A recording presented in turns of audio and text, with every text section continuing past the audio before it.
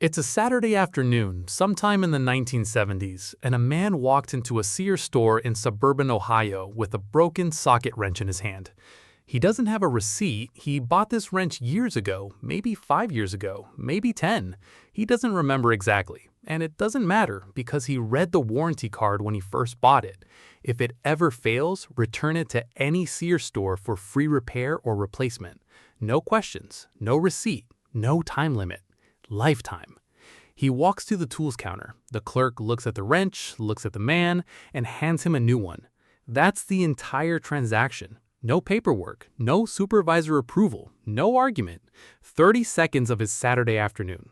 He walks out with a new wrench and something even harder to quantify, a feeling of trust in a company that had just done exactly what it said it would do, without making him beg for it. That feeling, the absolute bone-deep confidence that the tool in your hand would be backed up forever by the company that sold it, is what built one of the most powerful brand relationships in American retail history. Craftsman didn't just sell tools. For 50 years, it sold a promise. Tell me in the comments, do you still have your father's Craftsman tools in the garage?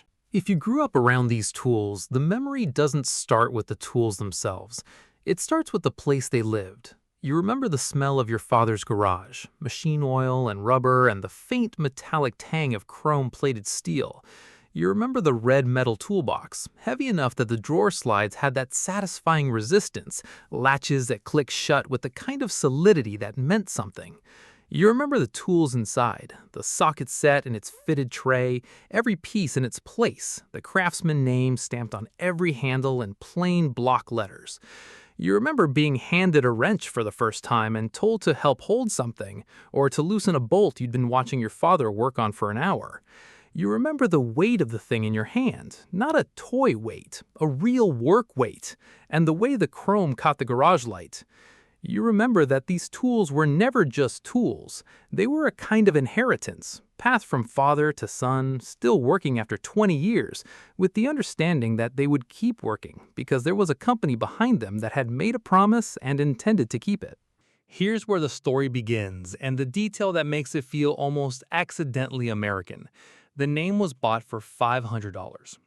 In 1927, Arthur Barrows was head of Sears' hardware department, and he wanted a name that would stand for something, that would separate his tools from the undifferentiated mass of hardware sitting on every competitor's shelf. He found it on a small company called the Marion Craftsman Tool Company, and reportedly paid them $500, the equivalent of roughly $9,000 today, for the rights to use the word Craftsman on Sears products. That was it. The most trusted tool brand in American history was born from a $500 name purchase and one man's instinct that the word itself carried weight. The Craftsman trademark was formally registered by Sears on May 20th, 1927. The first tools under the new name were saws. The first customers were mostly farmers. And from that entirely modest beginning, one of the most durable promises in American retail was about to be made. Engineer Fix. The name was Barrows' contribution. The quality was someone else's entirely. When Barrows was promoted and moved on, his successor in the hardware department was a man named Tom Dunlap, and Dunlap immediately understood something his predecessor had not, that the automobile age had changed what American men needed from their tools, and what they expected them to look like.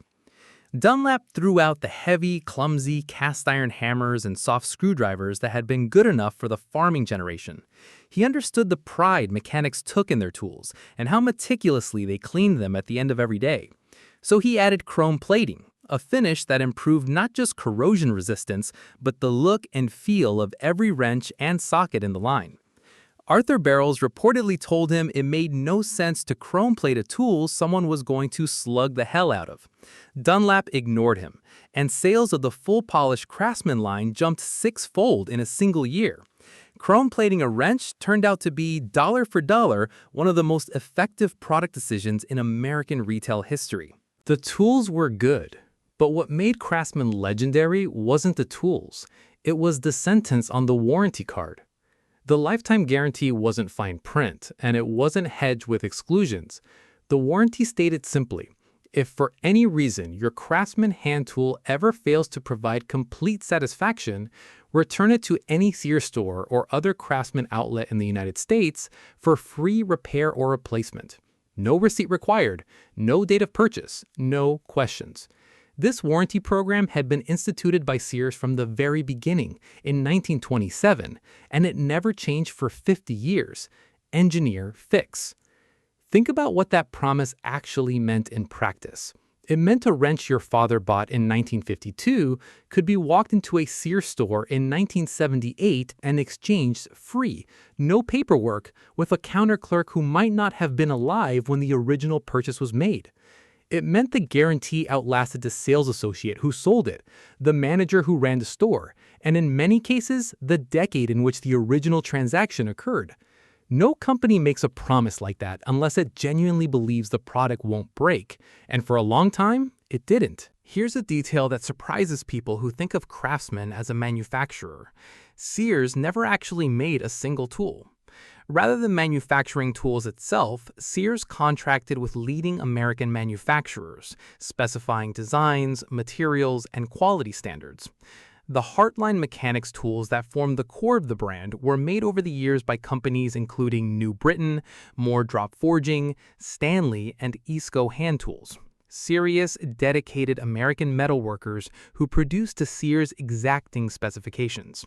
Sears even established a joint venture with Western Forge in 1965, taking a partial ownership stake to guarantee quality and supply. The result was a strange and quietly brilliant arrangement. The brand belonged to a retailer, but the craft belonged to American foundries and forges, workers who knew the metallurgy of a good drop-forged wrench the way a baker knows bread.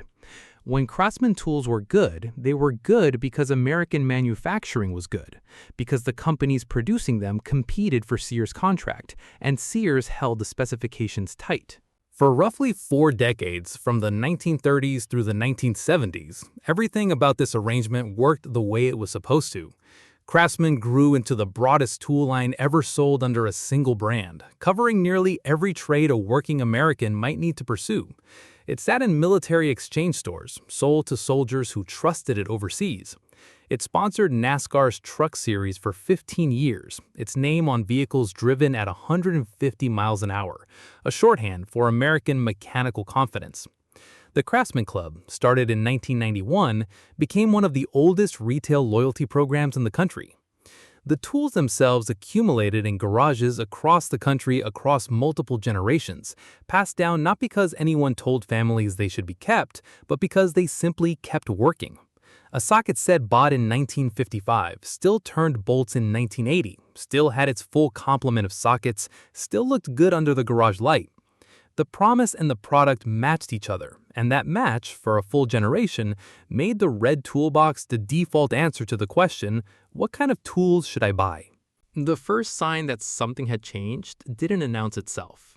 It announced itself as a slightly softer click when a socket locked onto a ratchet. Beginning in the 1970s, cost-cutting was first implemented, getting much worse by the 1990s, and tool quality began to decline as cheaper metals started to be used and manufacturing outsourcing led to poorly made tools from other countries, notably China and Taiwan, during the early 2000s. IEE USA Insight. It's worth pausing on the timeline, because this is how these declines always work. Not with a press release, not with a single catastrophic decision, but with a slow accumulation of small compromises, each one individually defensible. Cheaper steel alloy. The cost savings are significant, and most users will never notice. Outsource this component to a Taiwan supplier. Their quality has been acceptable so far. Switch to a Chinese manufacturer for this socket set. The price is half what the American Forge charges. Each decision alone sounds reasonable. Together, they amount to replacing one thing, a drop-forged American socket wrench made to last 20 years with something that looked identical, had the same name stamped on it, but was made of different metal in a different country to different tolerances, and it was still sold under the same lifetime guarantee. By the 1990s and early 2000s, the lifetime guarantee, still printed on every package, still technically valid, had started accumulating its own small print. Sears reduced the warranty on many Craftsman non-powered lawn and garden products, including rakes, shovels, clippers, brooms, and other small gardening hand tools. Some stores began limiting the number of hand tools that could be exchanged per day, specifically to reduce abuse of the lifetime warranty program. In cases where Sears had discontinued a particular tool, a customer holding a broken version of that discontinued tool had no recourse. You cannot exchange a tape measure for an identical tape measure if the company no longer sells tape measures. Some of the newer packaging, as of 2018 onward, indicated that there may be a limit on returning warranty tools. The promise that had once required nothing but walking through the door and handing over a broken tool was now subject to interpretation, manager discretion, store policy, and in some cases simple discontinuation. The guarantee was still called lifetime. The experience of claiming it was becoming something else.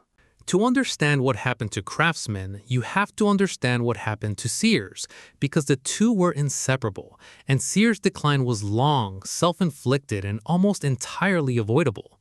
Sears had been the largest retailer in the United States for much of the 20th century. It had opened its first retail store in 1925, after decades as a mail-order catalog business, and within 5 years had more than 300 retail locations. It was for most of the post-war era the store where ordinary American families bought tools, appliances, clothing, and lawnmowers without ever needing to go anywhere else. Then Home Depot arrived, and Lowe's, and eventually Amazon, and Sears responded to each competitive threat not by improving its stores, investing in its brands, or earning back the loyalty it was losing, but by closing locations, cutting inventory, and making the stores that remained slightly worse versions of what they had been. By the early 2000s, Sears had closed over 2,000 stores in roughly a decade, leaving Craftsman, a brand whose core promise required a physical store to honor it, increasingly without physical stores to honor it in. By January 2017, the situation had deteriorated far enough that Sears Holdings was willing to sell the most valuable thing it still owned: the name. On January 5, 2017, Stanley Black & Decker announced its intent to acquire the Craftsman brand in a deal with a total value of $900 million, with an upfront payment of $525 million and the payment of $250 million after 3 years. Think about what that transaction actually was.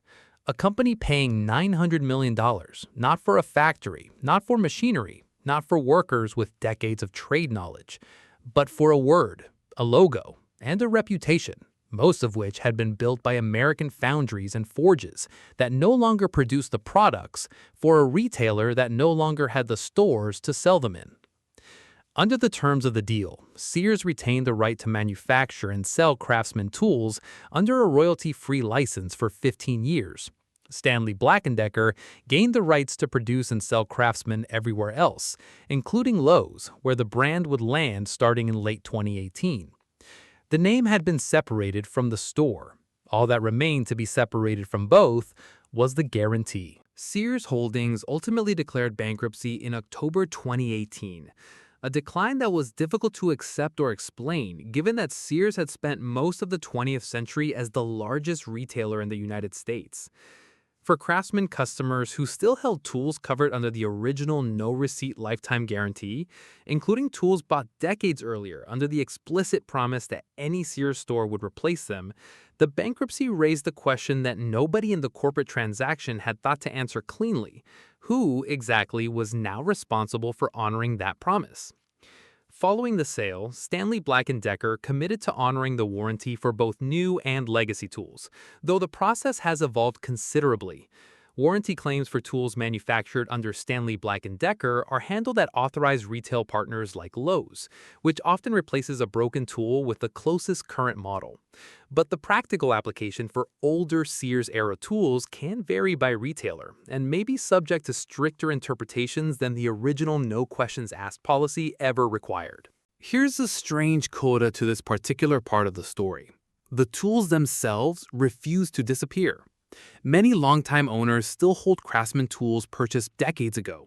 socket sets with the nice hinged metal cases, wrenches with the Japan finish worn off the bottom, screwdrivers with the original handles, tools still working after 50 or 60 years of regular use.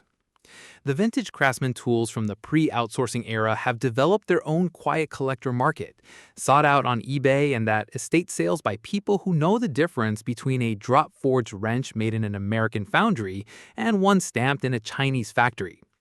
Sears professional tools from this same era are reportedly selling for 2 to 5 times their original purchase price in the secondhand market, the market having assigned a value to American-made quality that the company itself eventually stopped being willing to pay for. The tools outlasted the company that made the promise. They outlasted the stores that sold them. In some garages, they've outlasted the men who originally bought them, still in use, still working, waiting to be passed down one more time. Stanley Black & Decker paid $900 million for the name, and they intended to use it. The new owners essentially started over with a clean slate on the actual tools, and for people who'd followed the brand's decline, the question wasn't whether the new Craftsman looked good in press releases, but whether it would feel right in hand after 30 minutes under a car. Stanley Black & Decker placed Craftsman into Lowe's, dramatically increasing accessibility. Before Sears' sale, only about 10% of Craftsman products were sold outside Sears and its affiliates. The new tools are now widely distributed, reasonably priced, and consistently available. Lowe's currently honors the Craftsman lifetime warranty for hand tools, and in most cases, a receipt is not required for an exchange, preserving at least technically the core promise that defined the brand for half a century. Whether that promise means the same thing when it's honored at a big box store by an associate who never heard of Tom Dunlap's chrome plating for a tool made in China rather than a forge in Connecticut is a question each customer in the hand tool aisle gets to answer for themselves. Here's the thing about a lifetime guarantee that the story of Craftsman makes painfully clear. A promise is only worth the institution behind it. The original lifetime guarantee worked because Sears was everywhere, more than 300 retail stores by 1930, eventually thousands across the country, and because the quality of the tool itself made the guarantee cheap to honor. A wrench that almost never broke was a wrench almost nobody ever tried to return. The promise cost almost nothing to keep and earned back enormous amounts in customer loyalty and repeat business. What eroded wasn't the words on the warranty card. The words barely changed for 70 years. What eroded was everything behind the words, the manufacturing standards, the domestic supply chain, the store network, and finally the company itself. When the institution behind the promise dissolved, the promise didn't technically disappear. It just became a negotiation instead of a guarantee, a maybe instead of a certainty, something you had to advocate for instead of something you could simply count on. There was a time when you could break a Craftsman wrench, which was itself not easy, walk into any Sears in the country with the pieces, hand them to a person behind a counter, and walk out with a new one in under 5 minutes. No paperwork, no argument, no proof of anything except that the broken tool in your hand was a Craftsman. That promise was bought for $500 in 1927, improved by a man who understood that a mechanic's pride lives in his tools, and kept, genuinely, consistently kept, for 50 years by a retailer whose stores were woven so deeply into American life that honoring it cost them almost nothing because the tools almost never broke. Then the metal got softer. Then the factories moved. Then the stores closed, 2,000 of them in a decade. Then the name was sold for $900 million to a conglomerate that had no connection to the forges that built it, the counter clerks who honored it, or the working Americans who believed it implicitly enough to buy every tool in their garage under the same brand. The name is still out there, in a red box at Lowe's, still stamped on chrome steel in block letters, still technically backed by a lifetime guarantee. Whether it's the same promise is a question that nobody who made the original one is still around to answer. If you still have your father's Craftsman tools in the garage, you already know the answer. Subscribe, because there's another forgotten American story already on the workbench.